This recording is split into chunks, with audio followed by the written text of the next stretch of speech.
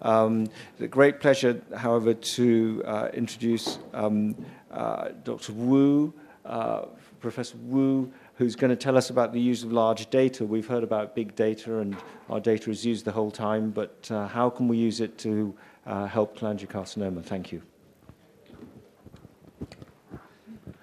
Ladies and gentlemen, thanks for the kind invitation from the Asia Pacific Cholangiocarcinoma Conference, and also thanks for the introduction from the Professor Bridgewater.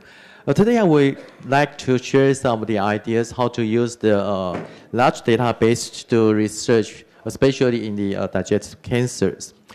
This is a legal case when I studied the legal the degree in Harvard School.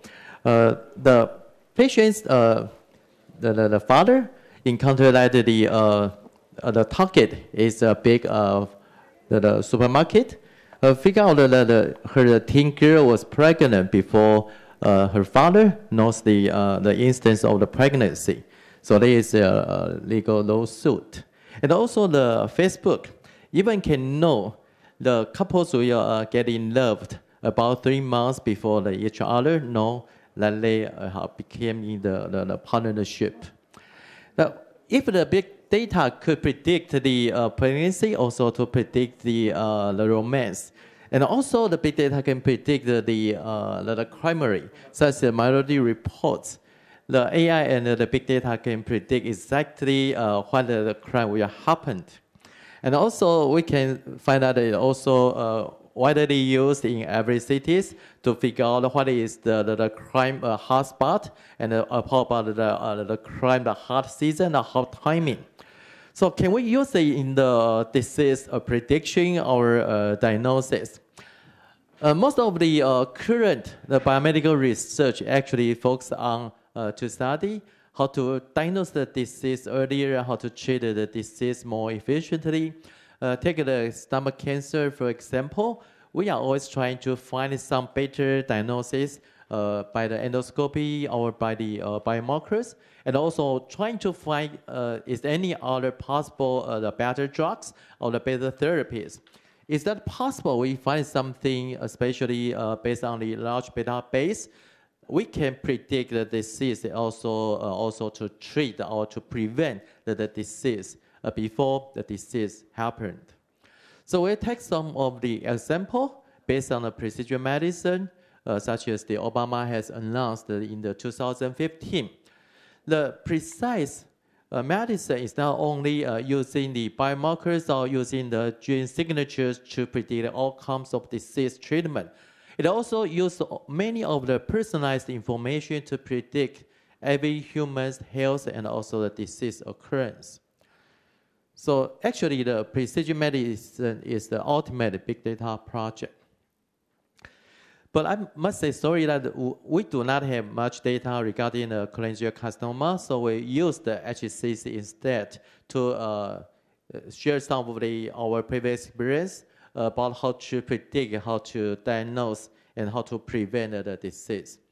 Take HCC, HPV-related HCC, for example. We think that antibiotic therapy is quite effective to do the secondary prevention.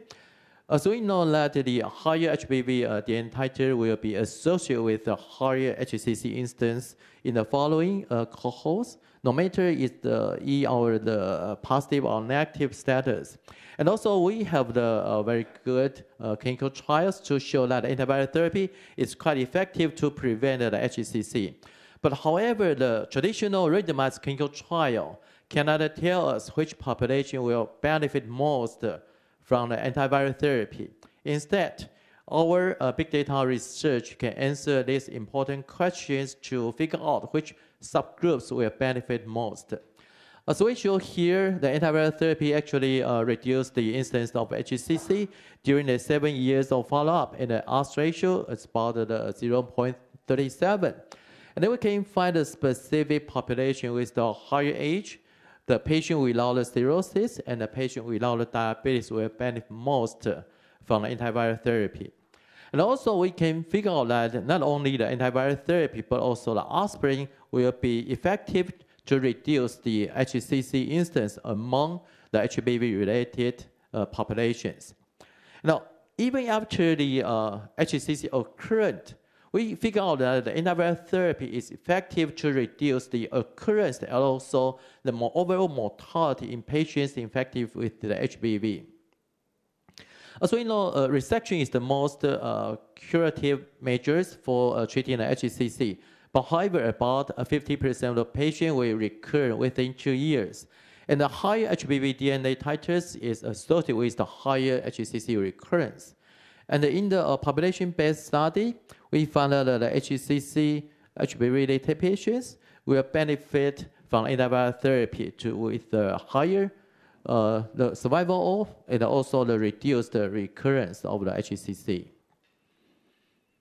And not only the resection patients, even the patient receiving the radiofrequency ablation, the tertiary prevention by the antiviral therapy will be also effective to reduce the overall mortality and also the overall survival after the HCC RVA therapy. Not only for the HBV, even for the HCV-related HCC, the tertiary prevention is also effective to reduce the overall recurrence and also to improve the overall mortalities.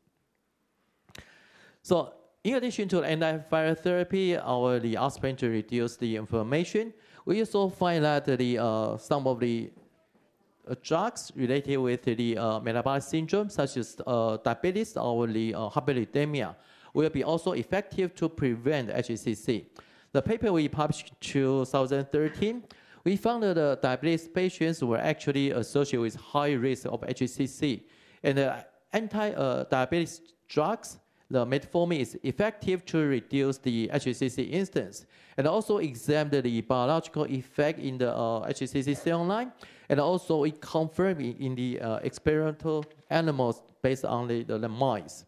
So we found that diabetes patients has about 2.3 times higher risk of HCC. And also we found that the metformin is effective to reduce the HCC risk among the patients with the baseline characteristics. And also found that the metformin actually has some of the biological effect to inhibit the HCC cell lines, including the colony formation, about the cell viability, or the anchor independent cell growth. And also, we found that the signal transduction is via the AMPK, especially with the phosphorylated AMPK. And also trying to find the upstream of the AMPK inhibited by the metformin. It's not the CMKK or not the TAK1 inhibitor, it's actually the LKB1. Now, actually, we can combine the metformin with the traditional chemotherapy, such as the cytarabine or some of the cytotoxin, and they have some of the synergy effect. Not only the anti-diabetes drugs, such as statin, also have the chemopreventive effect to reduce the HCC instance.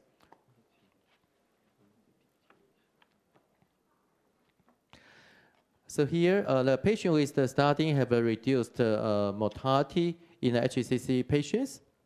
And also we're trying to find out that the statin actually inhibits the G1 raised via the upregulation of the P21 and also the P27. And the P21 were actually via the transcription mechanisms, and also the P27 upregulation is via the protein degradation inhibition. And also the upstream of the P21 is via the phosphorylated AMPK, and also the P27 is via the SKP2, and also the JK1, JK2, or step 3 inhibition pathways. And all of the mechanisms could be reversed by the bivalmonate. And also we can see the mice with the statin have reduced the cancer size compared with the control groups. So what's next? We have the data from the large database and also from the cell line, also from the animal experiments. Actually, we started the randomized clinical trial.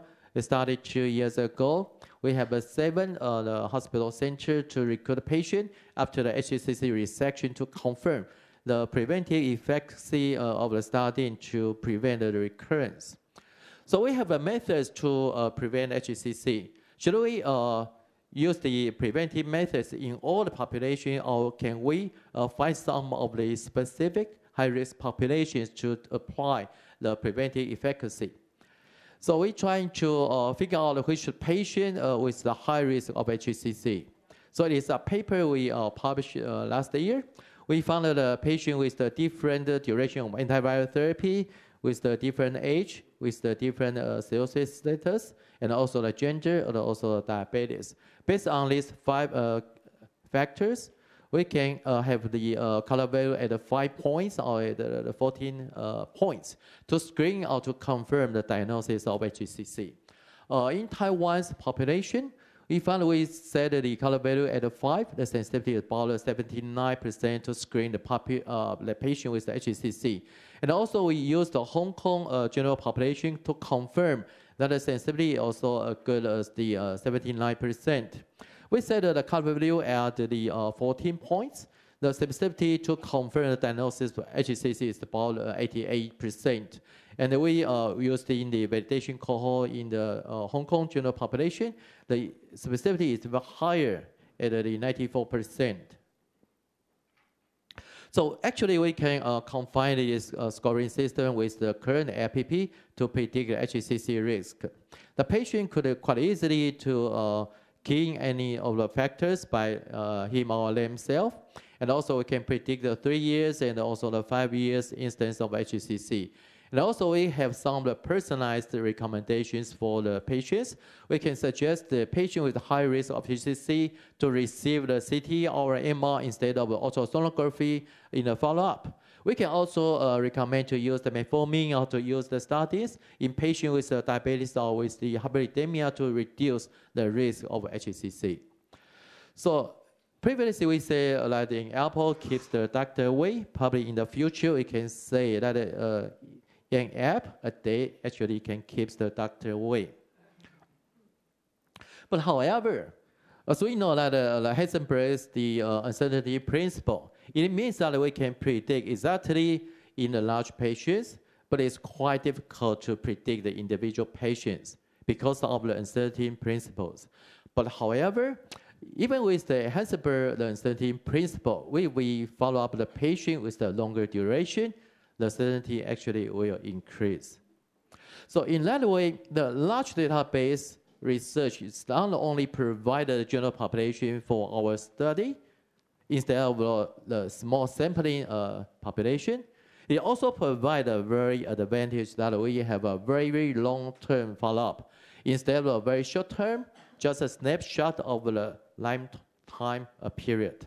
So in conclusion, we can say that the large database research makes it possible to precisely predict and also effectively prevent a human disease. Thank you for your attention, and also thanks for our the study groups. Thank you very much, Professor Wu. Any questions for Professor Wu?